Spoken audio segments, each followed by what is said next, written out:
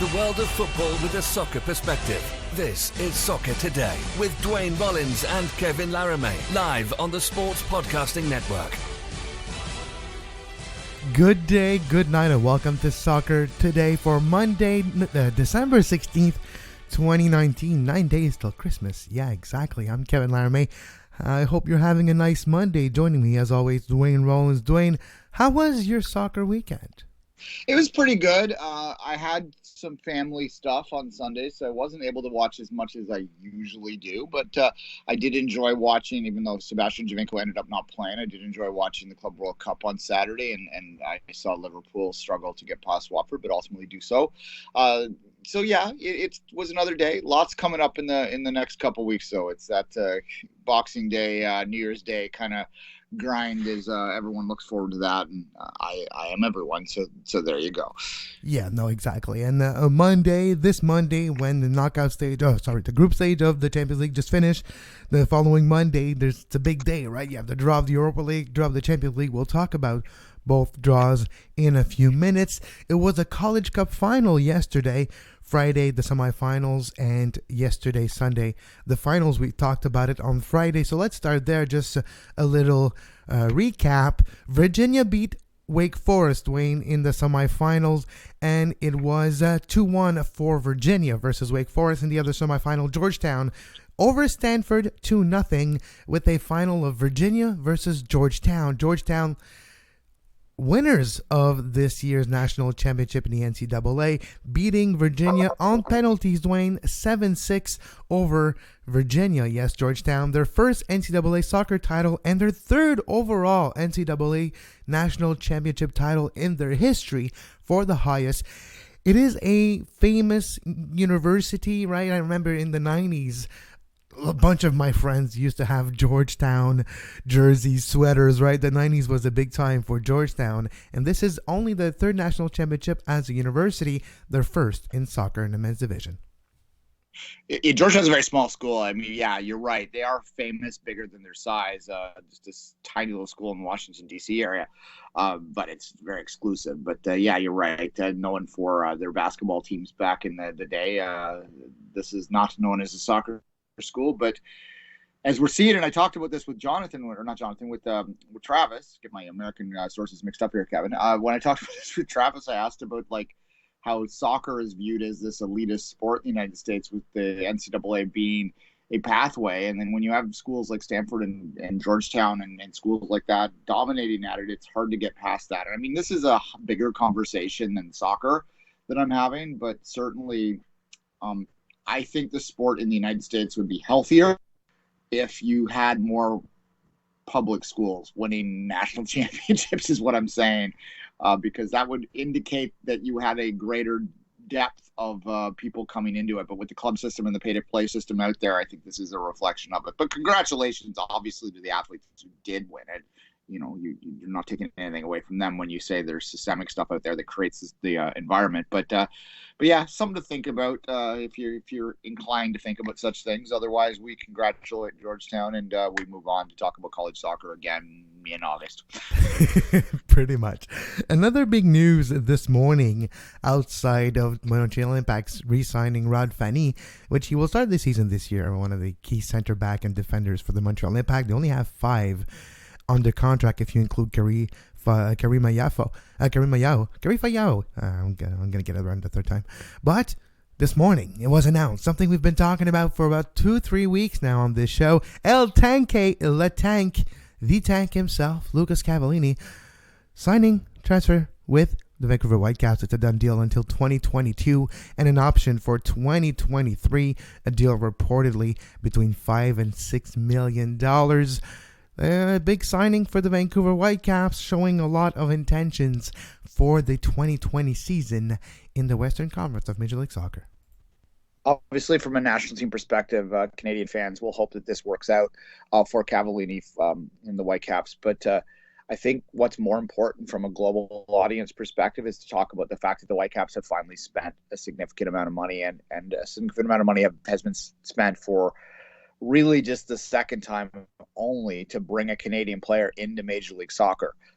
That is something that I think is worth mentioning. The last time for those too young to remember was Julian de Guzman coming back to TFC in 2010 from Spain at that point.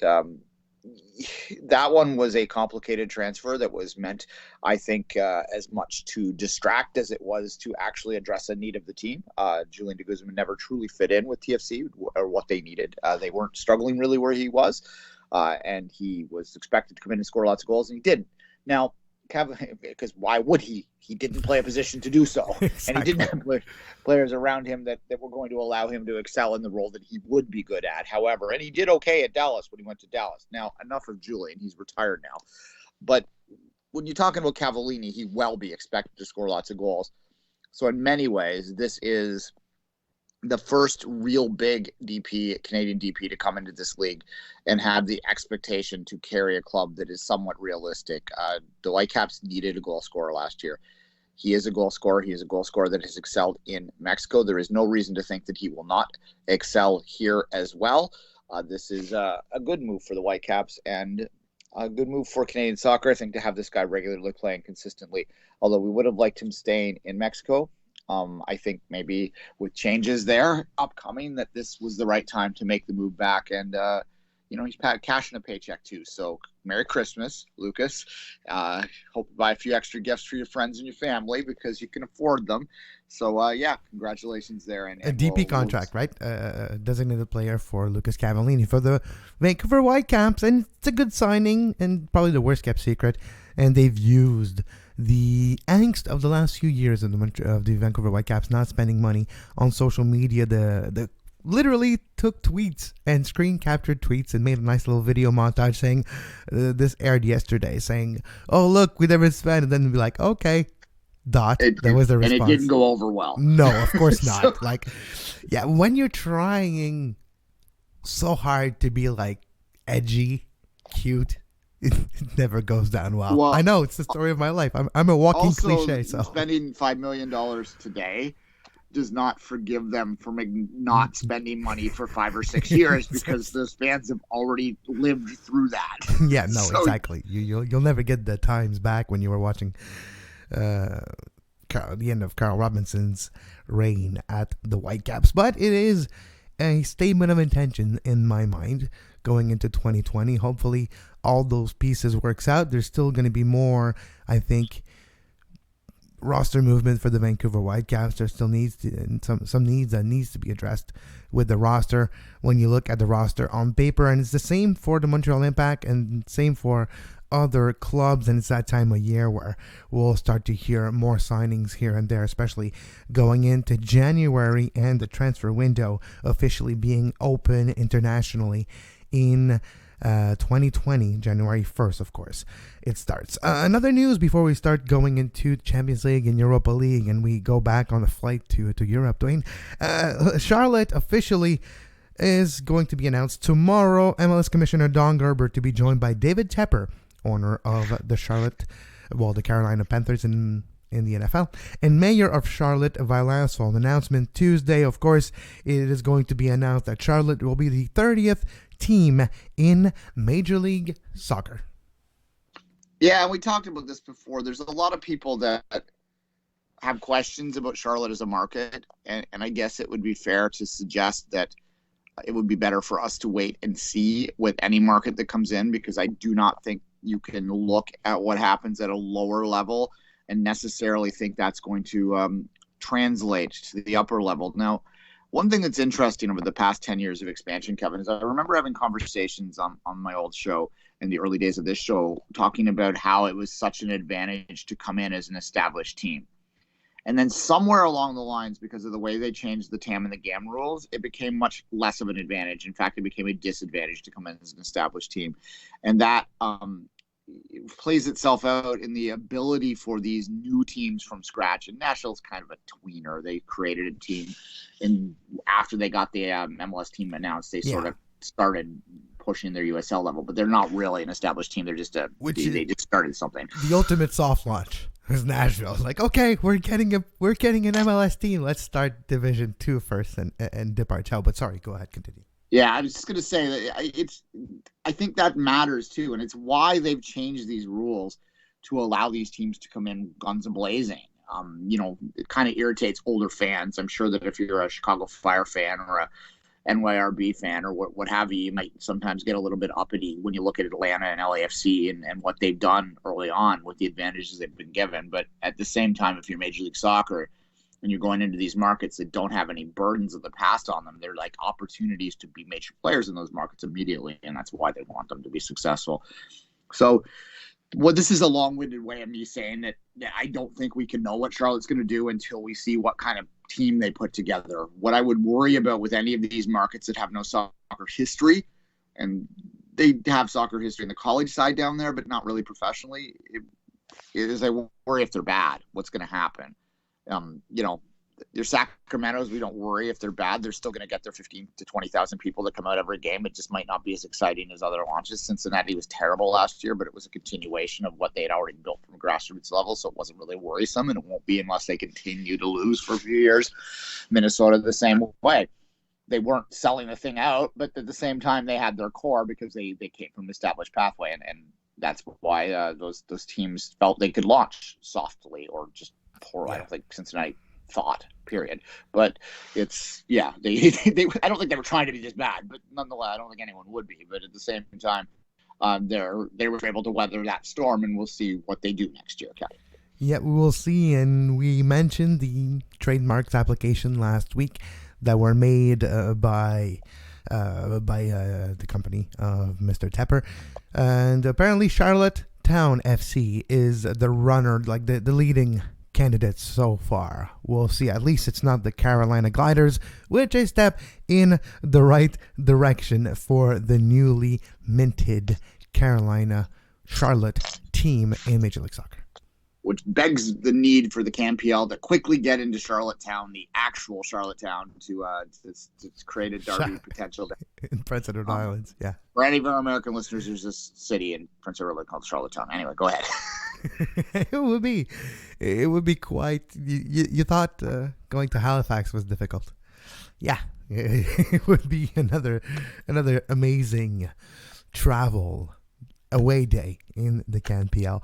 We'll get to the Champions League right after this very quick break on Soccer Today. You are listening to Soccer Today. Follow us on Twitter at Soccer Today SPN and like our Facebook page, facebook.com/Sports Podcasting Network. You can find the podcast version of all the shows we do on iTunes, Apple Podcast, Google Play Store, TuneIn Radio, iHeartRadio, and anywhere you get your podcast. And we're back on Soccer Today. Kevin Laramee, of course, and you know that. But if you want to continue to support us and get more exclusive content, go to our Patreon page, patreon.com/Sports Podcast Network for 5 rings extra. Two Solitude Soccer Podcasts, where Duane and I go deep into Canadian soccer. And this week, we'll have great conversation looking at Division 2, maybe in Canada. Another pro league in the talk, at least in the works, maybe the idea of one in Canada, according to Simon Fudge. This came out today. And get more for your buck. $5 a month will give you access to premium podcast that the Two Solitude Soccer Podcast does. $10 a month will give you access to the documentary tier. First documentary comes out in just a few weeks. And of course, $2 a month will give you access to the Two Solitudes Soccer Podcast. Duane, Champions League draw. Yeah, it was nuts this morning. This draw, yeah, it was inevitable. We are going to see crazy matchup in February. Yeah, late February. The top 5 leagues, Big 5 leagues, are all the teams are from those. So there was always going to be a few matchups that were a little bit. Seemed like they should be deeper in the poll. Now, when I look at this, Kevin, the first thing that jumps out at me is I'm going to list 6 teams. Half of them are going to be gone by the quarterfinals. That's Liverpool, Atleti, Real Madrid, of course, Manchester City, Dortmund, and PSG. 3 of those teams will be gone after the next round. And, look, from a City perspective, Real Madrid, Manchester City probably is your highest hitter there in terms of all the matchups, although there's some other good ones in there. That's your 2 biggest clubs facing off against each other. To have one of them gone at the round of 16 is a reflection of the draw. But at the same time, as I put out on Twitter today, get your bingo cards out here. It's the Ric Flair rule is in effect here. So let's explain the Ric Flair rule for a second. I saw your tweet and it got me thinking. And I think the rule is, if you want to be the best, you gotta beat the best. And the only way for City. Oh, sorry. Exactly. Yeah, you have to. It's obligatory. If you say you have to be the best, you have to say woo after. Do your research, kids. Real Madrid versus Manchester City is quite possibly the hardest test you could have for Man City. At least Real Madrid is not having the best of season, but it's still Real Madrid. Well, that's precisely. Look, I like the draw from a City fan perspective because I'd rather not have gone in with a Leipzig or a Valencia or something where you'd be expected to dominate. If City's going to win this damn thing, they're going to need to prove themselves. They might as well prove themselves off the top. And it's a good matchup for a neutral, obviously, as well. Go ahead. Yeah, it's a great matchup for a neutral. There was other crazy draws. The luckiest team of them all, I think, was Atalanta, with maybe getting the most equal team to themselves in Valencia in this draw. I can see Atlanta pulling off an upset here, but that's not the biggest shocking thing that happened. Dortmund PSG, that's another great matchup to open up. But the one that Canada and the United States will keep an eye on is Chelsea versus Bayern Munich. Christian Pulisic versus Alphonso Davies. Canada versus USA once again. Yeah, true enough. Now blue versus red. Heck. There you go. We'll see whether Davies is still regularly rolling out. He's been dominant at his position. I don't think people expected him to win the position outright, but he has certainly laid stake to it. We'll see whether he returns after the winter break in Germany to start as regularly or he has been. But certainly some intrigue in that. There's a lot of good matchups here. You mentioned Atalanta, Valencia. That's one of those two teams going through. I think Spurs Leipzig is really interesting as well.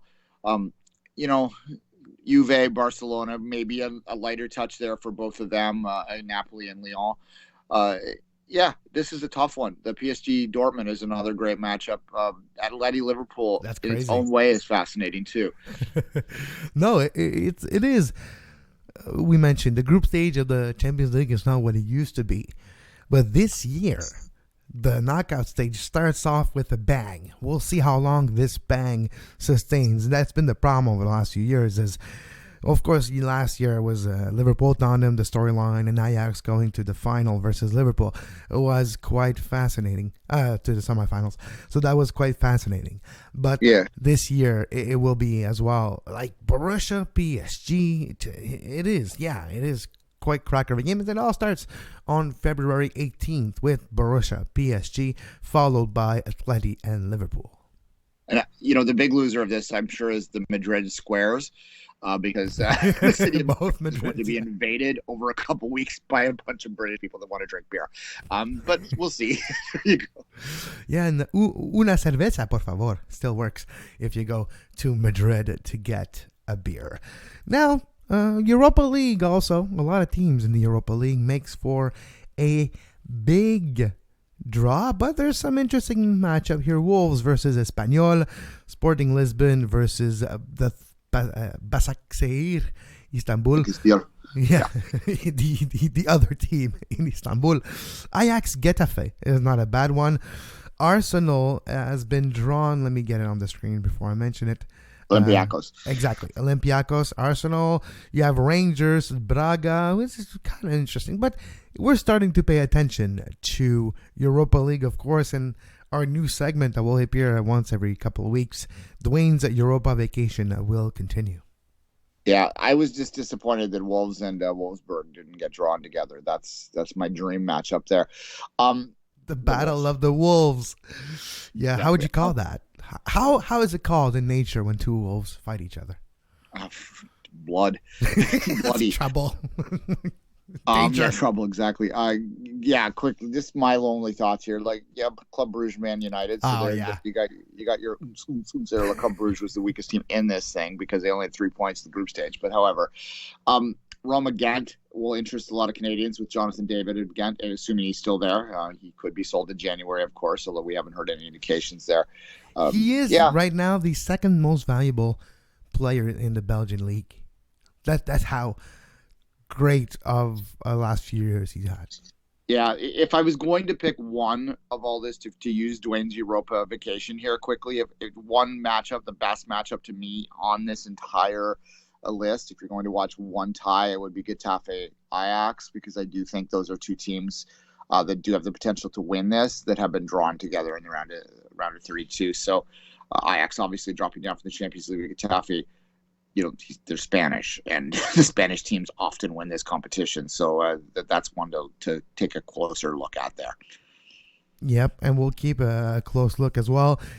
The matchup are all on February 20. So there's going to be 2 game times, and you're going to watch a lot of games if you follow Europa League on the 20th of February 2020, followed by the second legs on February 27th, 2020.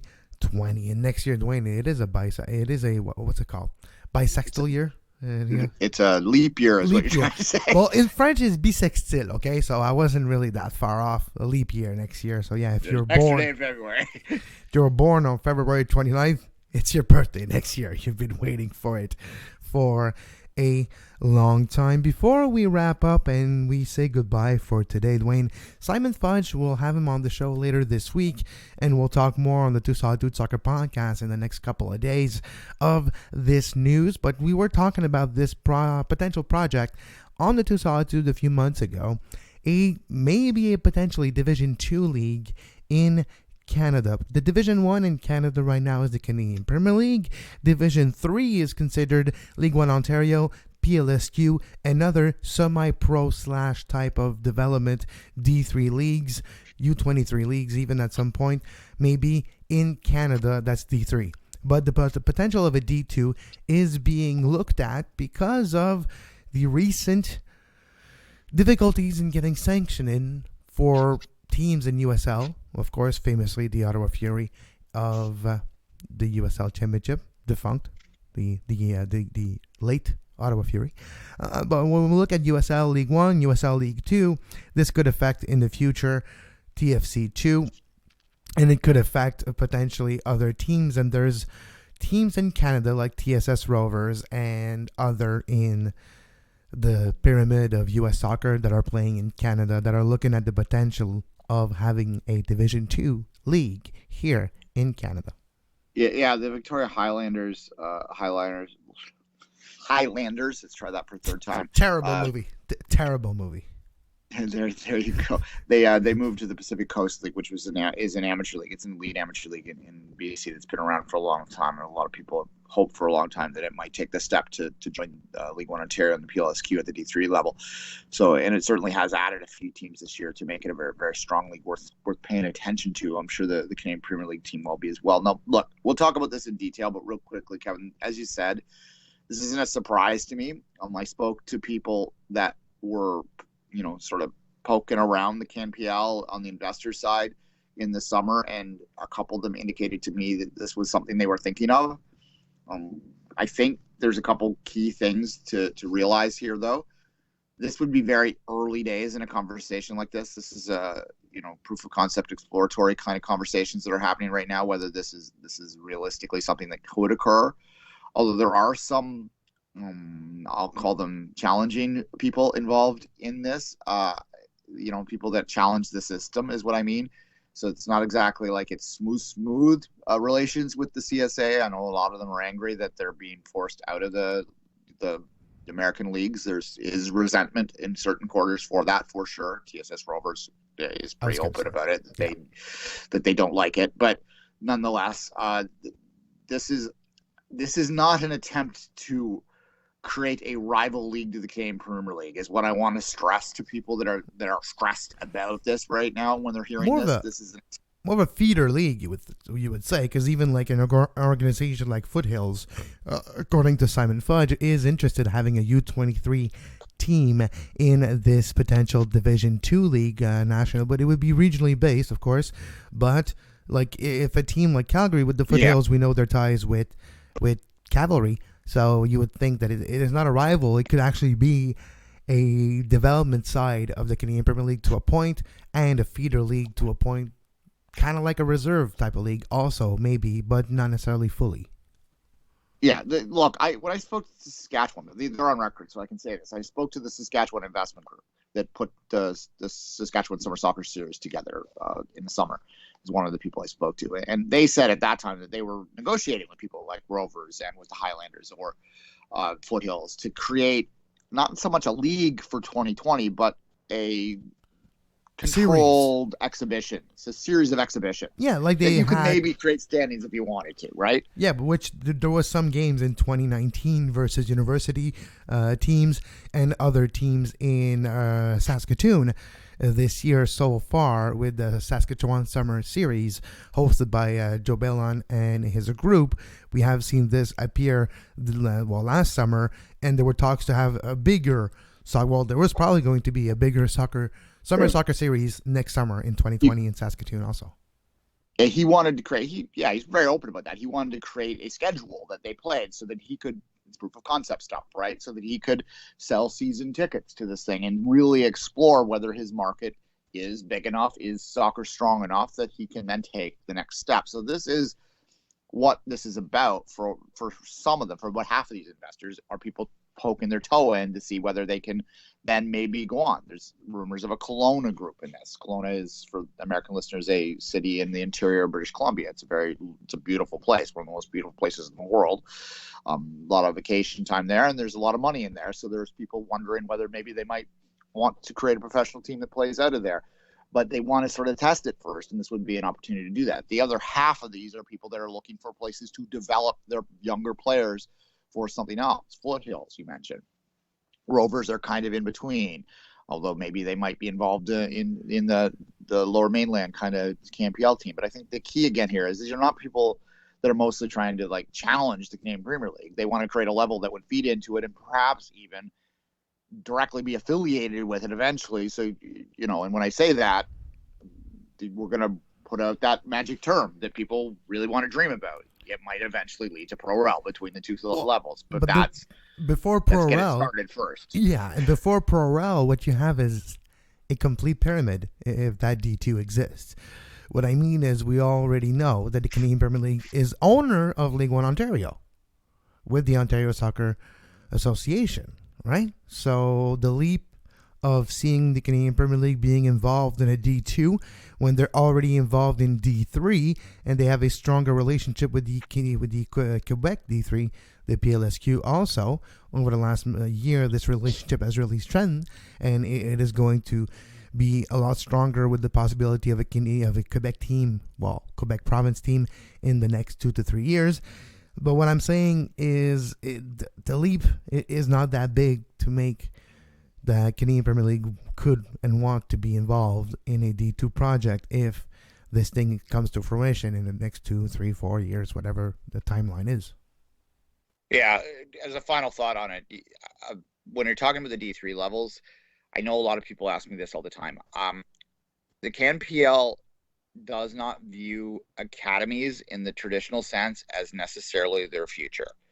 They think that this country is uniquely set up and has a unique sporting tradition that having essentially a junior level, it's not quite the same because you can be older than 19 and play in the league, but having leagues like League One Ontario, like the PLSQ, hopefully a Western D3 eventually, perhaps even some Maritime D3 teams down the line, will lead to a direct amateur feeding system. That's kind of what they vision rather than having affiliates. That's why they bought the league. So when you're talking about Pro Rel, I doubt that level will ever be involved. It will be more like how we view the Canadian Hockey League or the OHL or the QMJHL or the WHL.